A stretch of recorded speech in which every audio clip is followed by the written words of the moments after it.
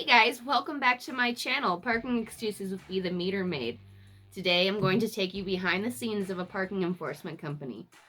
These stories will blow your mind. Okay, so make sure that you subscribe and follow me for more. Booted in my own spot. Violator Jonathan. I'm a resident at this property, Unit 10. I arrived in town a few hours ago. My property management was closed.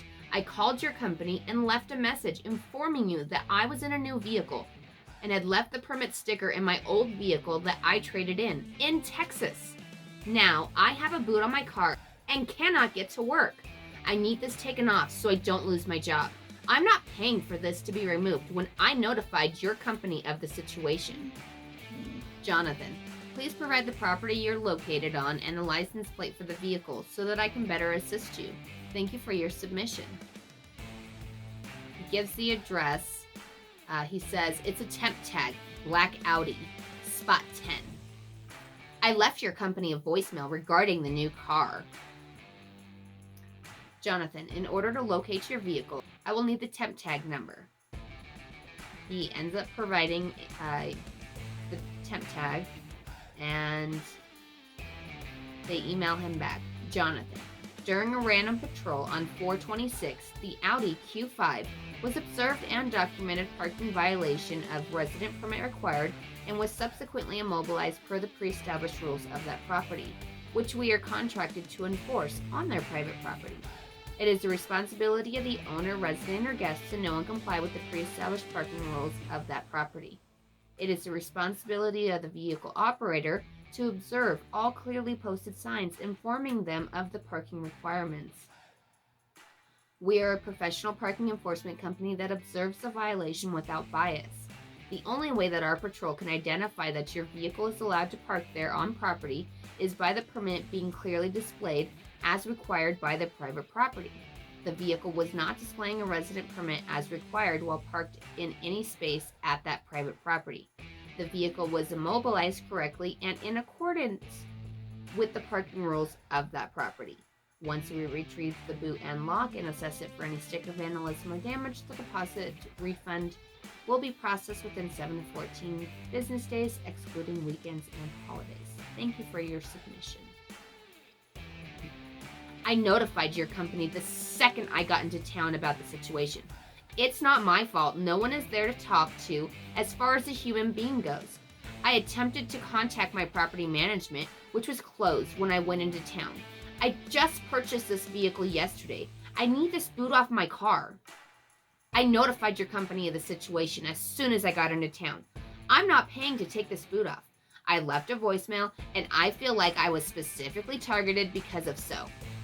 Yeah, I left your company a voicemail notifying you that I will be having a new permit tomorrow in my property management opened up. The old sticker is on my vehicle I traded in. I just got into town not 4 hours ago. Jonathan, it is your responsibility to know and comply with the parking rules of that private property. You have admitted that you know a permit is required. Patrol has no way to know a vehicle is permitted to be on property without a permit. The vehicle was booted correctly and in accordance with the private property rules. The boot will not be released without payment. To be on your way, scan the QR code, follow the instructions, and you'll be provided with the remote release code and instructions on where to return the boot. Get this off my car.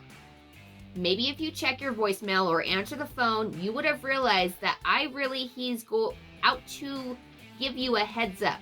But the phone's ignored for a reason. This is ridiculous. I've been in town maybe 5 hours. I notified your company as soon as I arrived. It won't let me pay on the website after scanning. Your app doesn't even work. I want this off my car now. I'm not going to lose my career because you people don't answer the phone nor check your voicemail.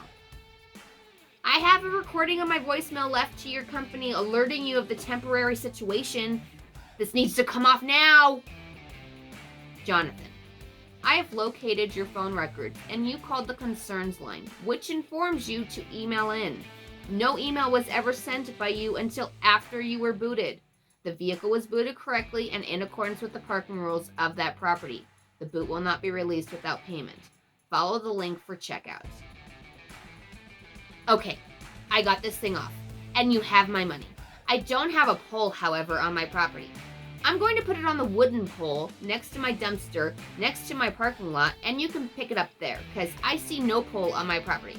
Hope this suffices, because there's not a pole that describes anything like the one after I made my payment. Your boot is locked on the pole nearest my dumpster in my parking lot, because there's no pole with your company's name on it. Therefore, your instructions are incorrect. Wow. Like, can we just say he opened up a book of crazy? Wow.